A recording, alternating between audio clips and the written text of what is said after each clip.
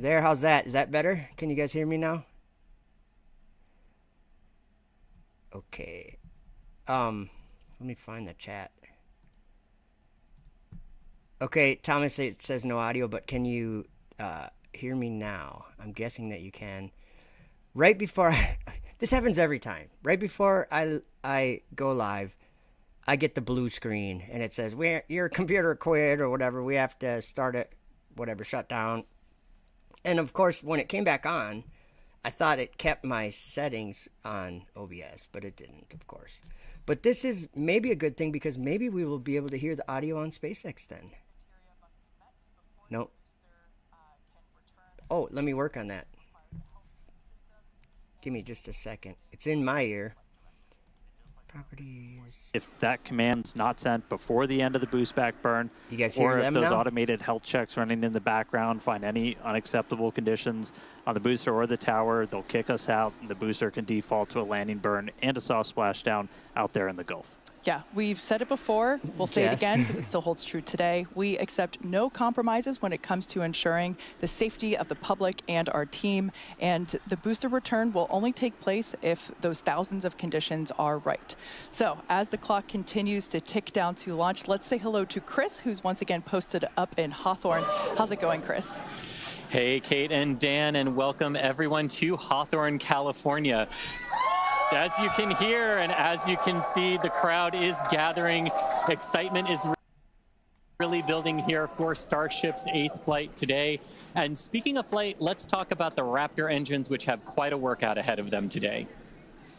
Now, our Raptor engines are designed and manufactured right here in Hawthorne, and they have certainly accomplished some impressive things already. They've powered Starship in its first few flights around Earth, and they've helped bring 2 Super Heavy boosters back for a catch by the Mechazilla system at the launch site.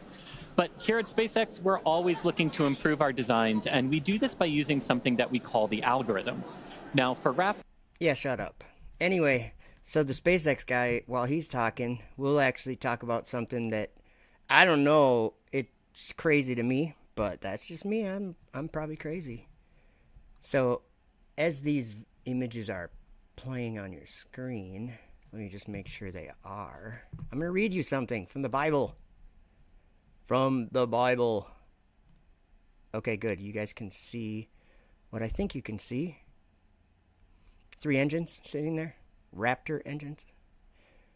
And then there's that guy again. Okay, good. I'm just making sure. All right, I'm going to read something from Job 41.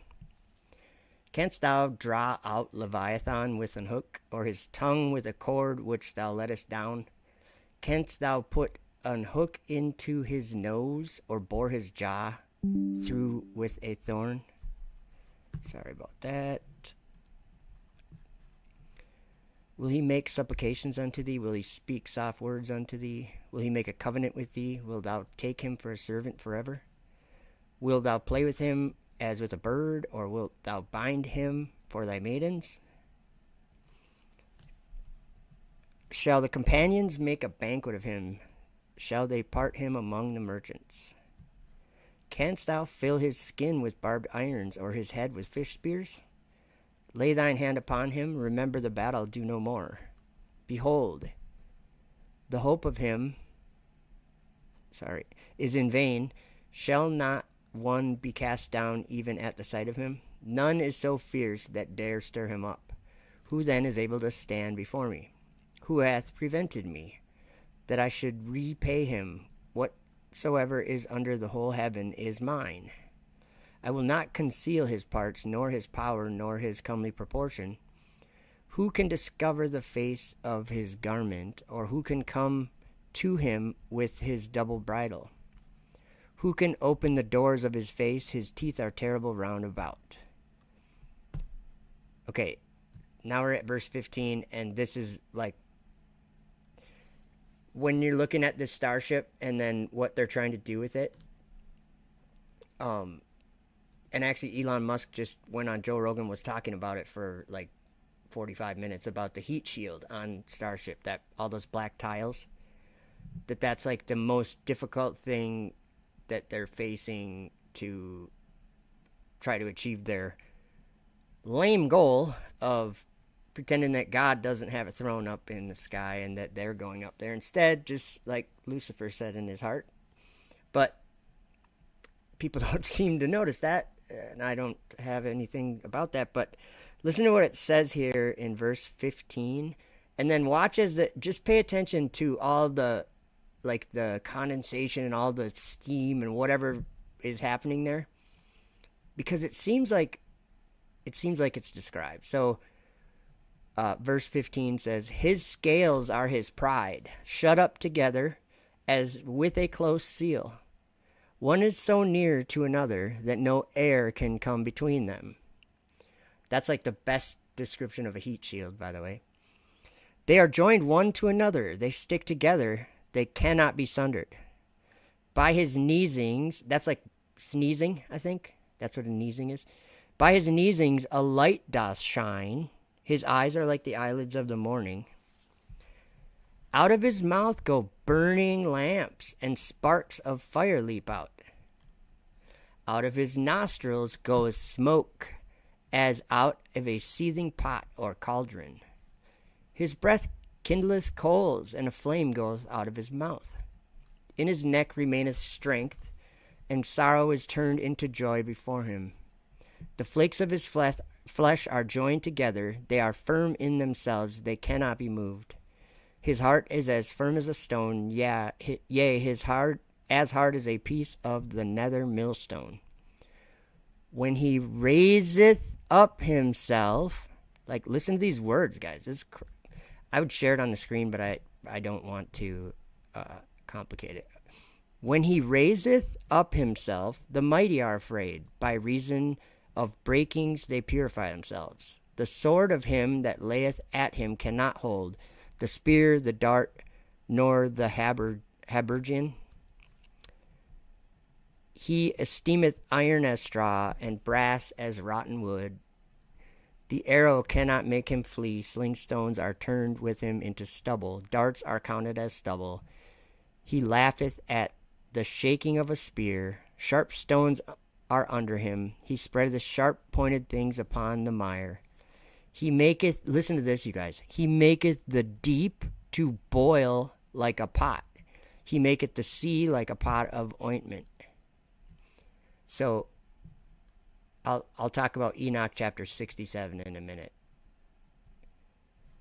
He maketh a path to shine after him.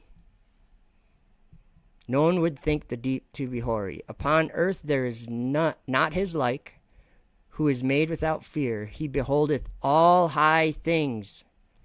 He is a king over all the children of pride. Interesting stuff being said there. So, he maketh the deep to boil like a pot. Let me open up something. Wow. Enoch 67, I think, references that very thing. Whoops, I got the wrong. We'll go back to listening to them. We still got 14 minutes left, so, and who knows, the way these things go, maybe they won't even launch. You never know. But what's crazy to me, oh yeah, see on the screen there, the forward flaps? If you look at the middle hinge on the forward flaps, they got it all decorated out as a SpaceX Dragon capsule. And it even says Dragon on it. That's weird to me. Like a belt buckle for the forward flaps. I guess I'm trying to get to wiki source. Here we go. So listen what it says here. I'm just going to try to find the part where it's talking about the changing the temperature of those waters. Where is it?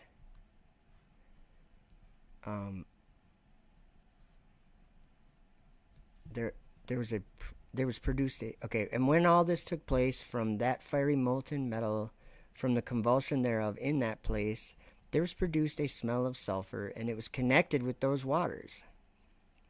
And that valley of the angels who had led astray mankind burned beneath that land.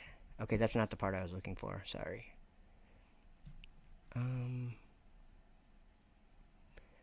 It talks about the angels ascending or descending or something in those waters.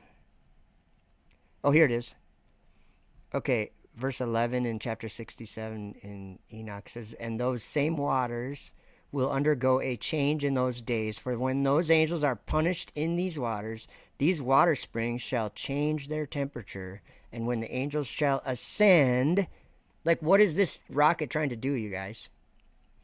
Remember, like when I think of like Revelation and Daniel in the Bible, they both were talking about these kings of the earth, but they said they looked like horns. They looked like horns to them, guys. So I'm like just noticing that every time a rocket launches or whatever's going through the sky, it always looks like a horn in the front. It's always like cone shaped or whatever. Always. And so, yeah, I think that what we're watching here is actually, these are like manifestations from the spiritual realm to destroy the firmament, to make it depart. And that's, I don't think men know that, but men aren't very smart. If you're talking about like God and angels, men are not very smart. So there you go. So then, yeah, they just want to put a bunch of things up into where? Space, right? Man, what a trap. What a trap. It's not space, it's a prison. It is a prison. Okay, let's go back and let's just listen to these guys for a while. Of deorbiting thanks to Starlink. One of the hallmarks of these Starship missions are the incredible views that we get throughout flight, and especially during reentry, as evidenced by many a phone and desktop background around here. Yeah. Every day we're working to expand the Starlink network both on Earth and in space. For how this all connects us to the big mission, let's head back to Chris. Thanks, Kate. Personally, I love all those epic views of the plasma wrapping around Starship during re-entry. Can't wait to see that later today. And fans of Starship may know that Starlink enables us to bring you lots of unprecedented views, both from space and here on Earth. Starlink is the world's largest satellite constellation operating in low Earth orbit today to deliver high-speed, low-latency broadband internet and connectivity, specifically for missions like Starship today. And as you can see on your screen, Starlink brings us many other views because of its capabilities. In addition to the dozens of cameras on Starship itself, we have mobile camera kits with Starlink deployed in the Indian Ocean, which is what you're seeing some footage of right now on your screen from a previous mission.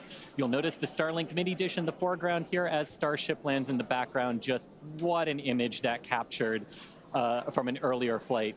Now, Starlink also connects our aerial and cinematography units on the ground at Starbase, which will help us deliver the... Okay, look at the image on your screen. I'm probably right in the way, aren't I? Let me see. I'm probably right in the way. I don't know if I can even zoom. I can't zoom in or anything, but let me get out of the way. I'm sure I'm in the way. Okay. Oh, maybe I'm not. Do you guys see there's like 3 hinge points on those forward flaps? Look at the middle.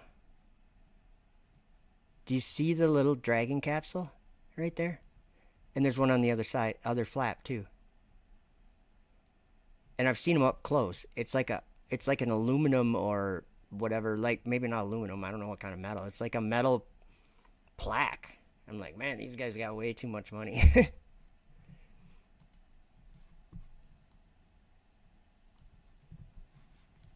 Oops, I thought that should have played. Sorry. Making sure all... There we go. Customers and counting. And there are just so many inspiring ways that people are using Starlink all around the world and in space. And hopefully today, in a few minutes, everyone will get to see more inspiration about what our future in space looks like. And Dan and Kate, how are we looking for Starship's flight today? Thanks, Chris. We are looking forward to those views as well. In fact, we're getting ready to launch Starship in just over 8 minutes. Now, as for a couple status updates, working no major issues on the vehicle. Range is emerald green, you could say. Everything looks great in terms of the sea and airspace here in the Gulf of America, as well as in the Indian Ocean. Of course, we want to make sure both areas are clear as the ship will be splashing down in the Indian Ocean while the booster's going to be coming back to us at the launch site just a couple miles behind Dan and I. Weather, you could call it a silver lining that we had to delay from Monday, because holy moly, visibility is 1,000 times better today, and it's going to make for some really great views. Now, leading up to today, we did stack the vehicle later last night. Flight controllers reported to their consoles earlier today. The site was cleared and the range team was deployed. That's right. And a lot of checkouts have happened just throughout the day, aligning our guidance, navigation, control, getting all the tanks ready for prop load, which has about 4 minutes left to go. You can see us almost topping out on ship, getting ready to top out on booster. And then it also includes getting all the ground support systems checked out, ready to go. Chopsticks were demated, did their wiggle test in advance of their upcoming catch opportunity. So as I just said, prop load's ongoing. We've got a little over about 4 minutes left until, or about 4 minutes. What's 7 minus 4? 4 minutes until we get to closeouts on ship and on booster. We did just hear that the range... Okay, Enoch chapter 57. And it came to pass after this that I saw another host of wagons, and men riding thereon, and coming on the winds from the east and from the west to the south. And the noise of their wagons was heard. And when this turmoil took place, the holy ones from heaven remarked it, and the pillars of the earth were moved from their place. And the sound thereof was heard from one end of heaven to the other in one day. I'm telling you guys, this isn't good. Technology is going to destroy the sky. Booms were heard during the return and landing of NASA's space shuttle. Yes, sonic booms are unique to vehicles returning from space. They're kind of a hallmark of reusable systems like our Falcon 9 rocket and Falcon Heavy. General impact to those in the surrounding area is that brief thunder-like noise. I've been fortunate enough to be here for all of them so far. They definitely let you know the vehicle's coming. Here's a little bit about what it's like to experience it. Look, it's making fire come down from the sky. Weird.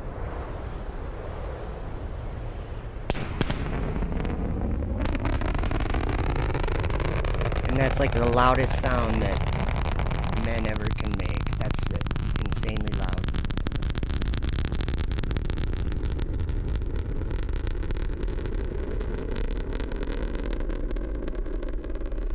The angels know that sound, I guarantee. And as someone who grew up hearing those sonic booms as the shuttles landed in Florida, and now hearing them for Falcon and Starship as well, they really are something to experience. And when you hear them, you just know it's a spaceship telling everyone that it wants to be reused. Great sounds.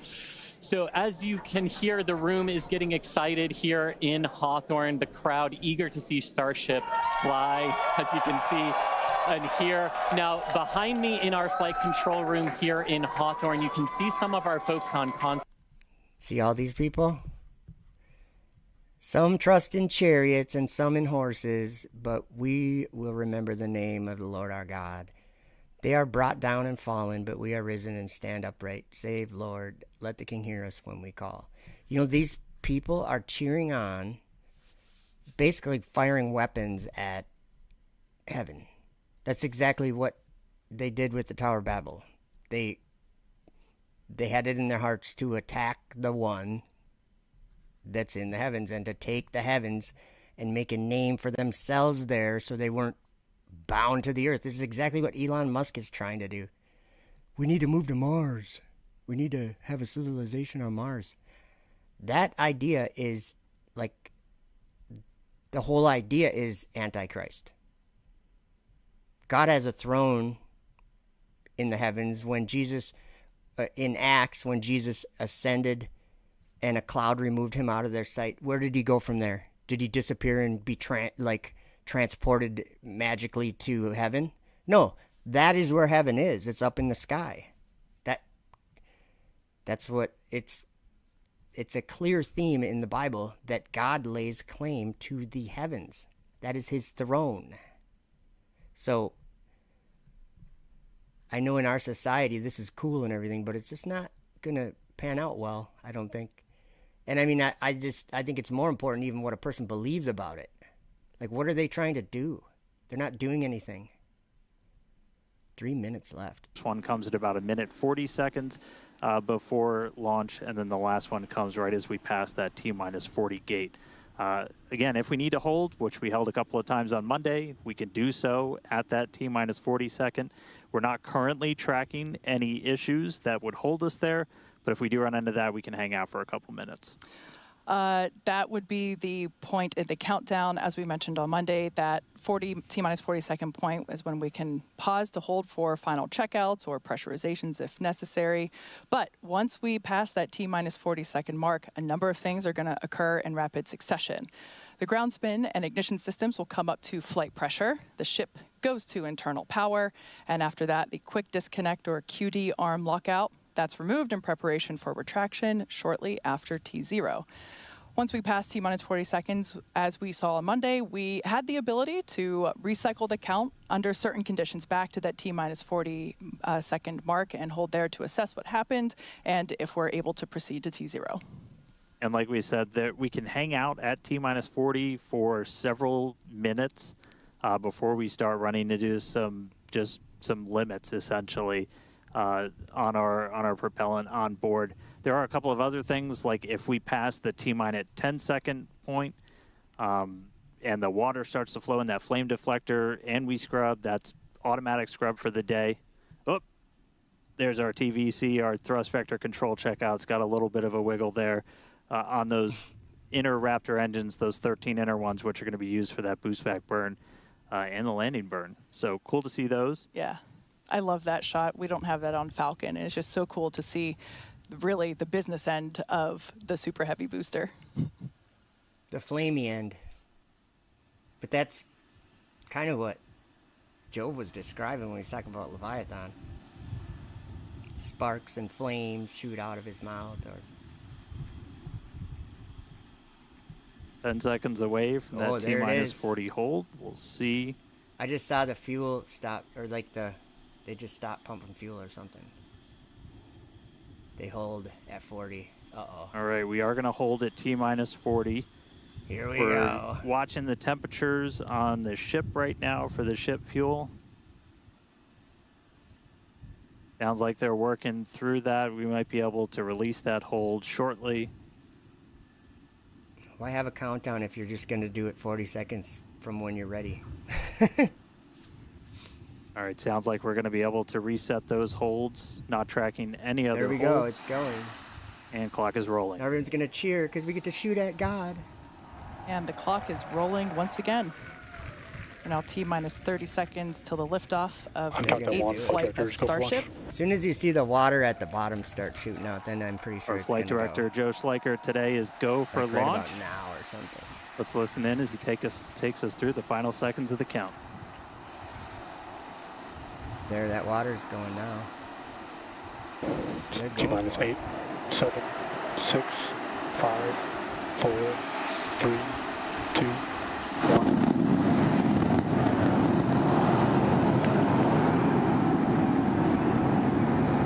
Remember what Enoch saw? The noise from their wagons was heard. Vehicle pitching that range.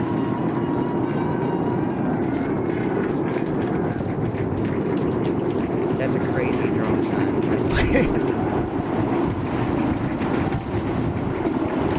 Booster average pressure nominal.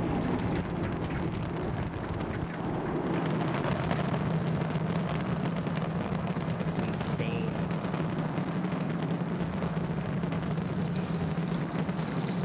All right, we're a little over 40 seconds into the flight. We are seeing 33 out of 33 Raptor engines ignited. Might actually see some interesting boosters pushing us downrange effects over the Gulf. Next milestone coming up in right just now. under 10 seconds is going to be max Q, that max aerodynamic pressure. There, it's going through the speed of sound. Max Q.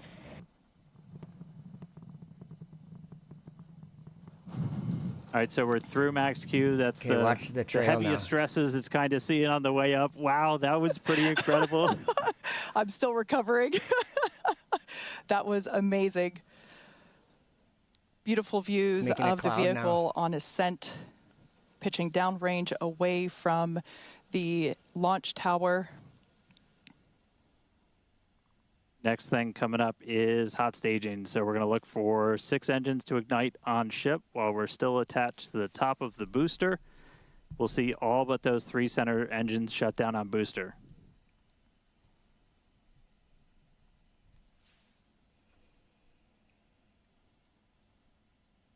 We're hearing the initial call that we are go for booster catch back here at the launch tower. That's insane. Coming up now on hot staging, the ship's engines will ignite while still attached to the Super Heavy booster, and also while Super Heavy booster will still be under power itself. The clamps holding the 2 stages together are going to release, and Starship second stage engines will Booster engine ignite. cut off. Oh, here we go. More fire in the sky. Ship engine startup. Fire. Stage separation.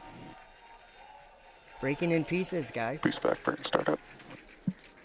I swear Daniel saw There this we go. in the Bible. Ship engines, Uh-oh, what's going on now? all 6 Raptors ignited. We're doing that boost back burn. Looks like we Burn, got huh? 11 of the Look at 13 the that we booster command there. for That's that. the So booster. that's going to start sending the That's booster crazy. back. We are still go for booster can see the return, even booster with 2 going. Raptors out during that That's boost wild. back. We can do a full duration one.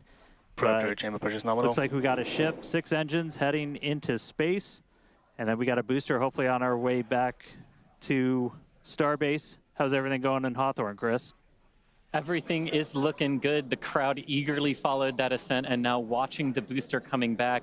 So as you can see on the left-hand side of your screen here, that is ship avionics continuing, power and function that's a nominal. great view of ship continuing on its way to space. They're looking, that's Wait a inside the minute. camera, inside the aft skirt, looking at the Those Raptor aren't vacuum and the on. sea level engines. The sea level ones there in the center of your screen under our T+ clock. Oh, yeah, there. You I can see a our little boost mock back diamond burn. there. We're down to 3 engines on the boost back burn. That's some... And you can you can see barely ship tell they're on the on. right-hand side of that telemetry with 6 engines lit, continuing its ascent to orbit, already over 100 kilometers in altitude. The booster 87 kilometers in altitude and continuing its trek right now back to the landing site and catch site. There's Boost back shutdown. and we just heard a good call out for boost back shutdown. The next thing we should see on our screen is the separation of the hot stage from the Super Heavy booster. We jettisoned that because we do not need it. Do you guys know in Revelation that he saw a beast coming up out of the earth and speaking like a dragon? But he saw it making fire come down from the sky, and it was a deception. Just saying. Next time you see fire come down from the sky and someone's claiming that they can do it with their hand or whatever, I'd think twice about it. I don't think it's a deception as in someone's faking it. I think it's a deception. It's very real. But the end result is not what people believe that it is. The whole thing is not what people believe that it is. Great views of the booster coming back. The Gulf coastline there just looks absolutely gorgeous. Starship is on a nominal trajectory. And there we hear nominal trajectories all around. And Dan and Kate, we're at 5 minutes, 15 seconds here into the flight. Everything looking good for the Super Heavy and for Starship today. What's it like there at Starbase as we get ready to catch? It's crazy. It was incredible, Yeah. Chris, to be able to see the mock diamonds this. with my own eyes. That was amazing. We are standing by for return of booster back to the launch tower. Insane. We have heard that we are go for the catch of the booster. Yeah, this coming from one of our long-range tracking cameras, we're able to see the hot stage separate and fly away. So coming up in just about 30 seconds, we're going to look for the landing burn. We're going to command Raptor chamber pushes those nominal. 13 inner and middle ring engines to turn on. 13 initially. They bleed off all of that velocity as we're slowing down from supersonic speeds, eventually moding down to only 3 engines for that precision flight into the tower. Right now, booster using its 4 hypersonic grid fins to help guide itself through this atmospheric entry back for its precision landing at the launch site. Insane. Once again, we're going to ignite first the Center 13 engines. Fire coming down from the sky. Coming up here momentarily. Engines in startup. This is going to come down to 3 engines as the booster slows down for its landing. They're actually going to do it again. And we just Look heard at that the thing sonic falling. boom. That's insane. Are they going to make it again? They are. What an incredible sight to see the super heavy booster gliding down into the chopstick arms once again. Take it down and pop the booster. Look at that thing rocking back and forth. That's crazy. Stuck the landing. Wow. That will never get old. All right. It's just a trick, though. It's a cool magic trick. In the Bible, that the devil does, he works miracles and does great wonders to deceive the men that are on the earth. And guess what the great wonders are? He makes fire come down from the sky. So it's not hard to relate these two things together. And especially when we find out what happens to the sky in the Bible. What happens to the sky? It departs. It rolls up like a scroll and departs. So bye-bye. Bye-bye, sky.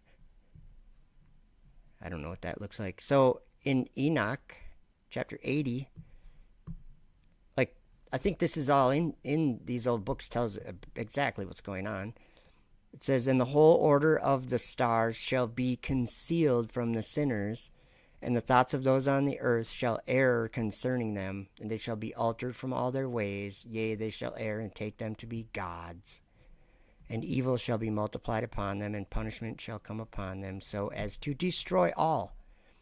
It's called perversion of nature and the heavenly bodies owing to the sin of men. So I've heard a lot of people say, oh, that's not good. What's going on? That's not good. That thing's going to die. I got to get the volume out. Something ain't right. The vehicle. Yeah, that ain't going to last very long. That ain't going to last very long like that. They only have 2 engines going. Oh, man. That's it. It broke up. So that means we'll get another light show. Oh, it didn't break up yet. So we'll continue to stick with it. I don't think they'd be able to straighten that out. For those of you that just recently joined us, we had a successful liftoff of the 8th test flight of Starship, followed by a successful stage separation. We saw the booster, actually, you can see it just behind us here. The booster had a successful catch back at the tower. Unfortunately, it seems as though we lost the attitude control of the ship. Access we are standing denied. by as we listen in with the teams on the nets to understand what information we're able to provide you. We will provide that as soon as we are able, but it's pretty incredible to take a moment and see the booster just behind us. So that's 2 failed ships. They caught the boosters, but the ships are both failed. This moment. So I'm probably jumping the gun. Who knows? About 20 seconds away or so from the end of that ship ascent burn, we saw several of the engines start to cut out. Once you lose enough of those center engines, you're going to lose attitude control. And so we did see the ship start to go into a spin. And at this point, we have lost contact with the ship. So we're going to listen in for a little bit. I think it's pretty obvious we're not going to continue the rest of the mission today. All right. So what I would say is go to TikTok and start watching for videos. Not this second, but people start to be showing videos of that thing breaking up and another meteor shower coming in like we did a month ago. Which is interesting because the prophets, they talked about these beasts going up to the stars and making the stars fall to the ground. Like maybe the prophets saw exactly what we saw a month ago. Maybe I should remind you. I'll look it up and share on the screen there. Let me find something.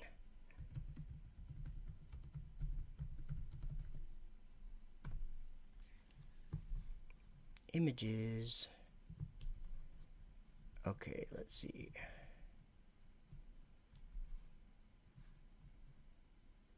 I'll just pull this up onto that screen. Remember that a month ago? TikTok was just filled with that stuff. So that'll probably happen again today. Just saying. Just so you know. All right. What are they saying? Is the thing over now? Looks like it's over. All right. Oh, I'm not playing. Haha.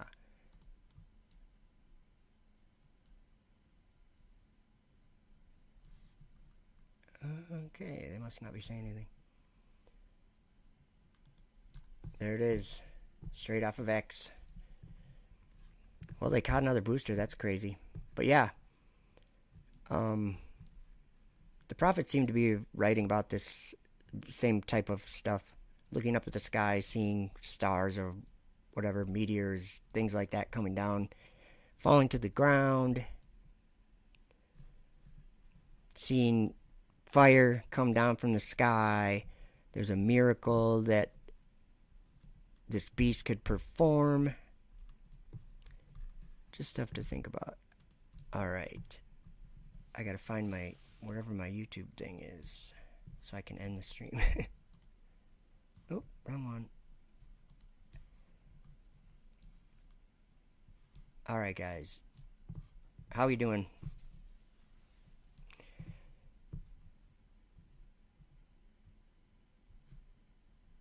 Yeah, that's one interesting thing. Okay, you'll notice that a lot of people for like a lot of years has said that the landing rockets thing is fake. They're just faking that or something like that. And I would agree to a certain degree, but I would say that there's no men lying in this deception. That's my opinion. You can take it or leave it. All right, so coming back with you real quick. So can confirm we did lose contact with the ship. Unfortunately, this happened last time too, so we've got some practice at this now. We've got a lot of measures in place, like debris response areas where we coordinate very closely with air traffic control. What a big mess for everyone flying and everything. To make sure that we're keeping the public safe. Those worked last time, and they're actively in work right now. So just to recap real quick, everything we saw, we lifted off right at the top of our window, essentially at 5:30 p.m. Central Time. Booster was able to get us all the way up into space, made its way back here. It's sitting on the tower right behind us, our third ever catch. Starship ignited all 6 of its Raptor engines. It was just about 20 or 30 seconds away. We'll get exact times from the end of its ascent burn when we started to see some engines go out on ship. Eventually lost attitude control and then lost contact with the ship shortly after. So obviously a lot to go through, a lot to dig through. We're going to go right at it. The primary reason we do these flight tests is to learn. We have some more to learn about this vehicle, but we're going to be right back here in the not too distant future, and we're going to get a ship to space. I don't know if you're going to get one to Mars, though. I mean, that's a tall order if you believe in that garbage. Even if you believe that Mars is a place, and you look up at the night sky, and there's a orange star that I can barely ever even, like I never can film it looking good. Like I've seen it a couple times with my eyes through the telescope, but I can't ever film it. They say we can go there. What a joke. I don't think we can go there myself. But, all right, guys, I think that's it. I just wanted to, play that. All right. So, yeah, that's it. You guys have a good one. I'm ending the stream. Thanks for coming.